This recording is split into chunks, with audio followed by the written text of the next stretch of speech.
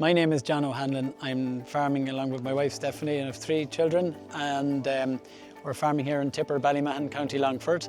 It's a 38 hectare farm.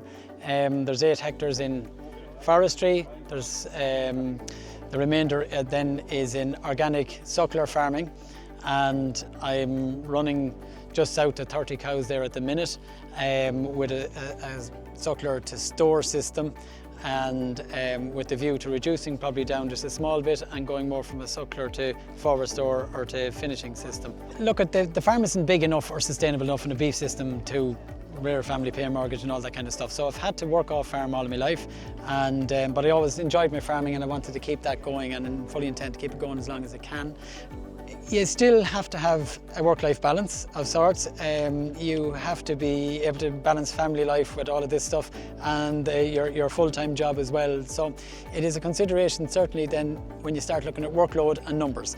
So I looked at organics because I felt it was a way of maybe keeping a little bit of profitability, hopefully, in the farming system, but reducing numbers that I can manage the workload.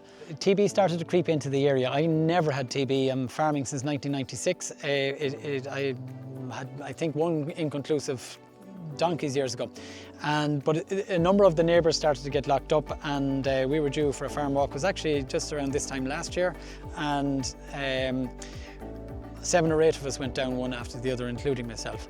So that left me not massive numbers, but it left me with say store cows that would have gone to the mart. It left me with 8 or 9 extra animals that had to be carried across the winter, and just in terms of accommodation, workload and everything else, it was another factor to have to deal with. So I suppose, you know, how do I make the system maybe a little bit more workable and easier going forward, because we're looking at a scenario where you know, with TB, it's going to take years maybe to get through out of this neighbourhood. Like, always had a Charlie bull for the last years and years, and trying to breed that middle of the road, good quality Charlie store that was easily saleable. But equally, it takes a lot of maintenance, especially in organics, to hold them. And meal tends to run up around the €800 a tonne. And for continental cattle, you know, you need to keep feed into them or you won't have thrive. And I looked at then going to an Angus bull. And we took our time in choosing the Angus bull to try and get a good heavy carcass weight, to get some of that natural breeding ability to keep the weight there.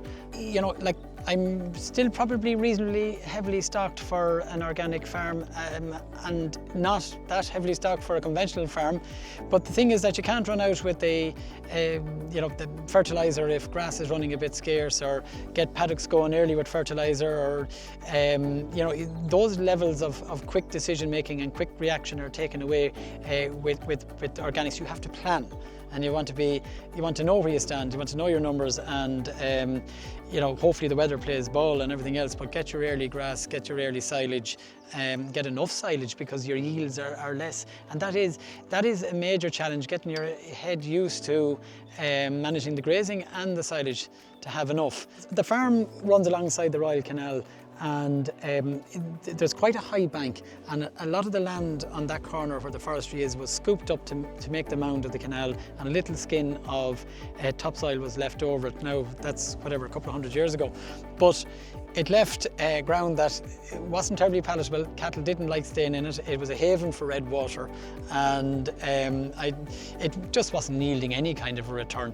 So I squared it off and I planted it. So it was 8 hectares in there, in between just the ring of natives and the Norway spruce in the middle. It's 10 years planted now. It certainly is. It's left it easier to move stock around the way it's squared it off. You have a 15-year premium coming in on the forestry as well. There's 5 years left to run on that, and you know, it has provided a layer of shelter there as well from the wind to the farmyard, which is improving there each year as it gets higher. So far that has worked very positively for me, definitely.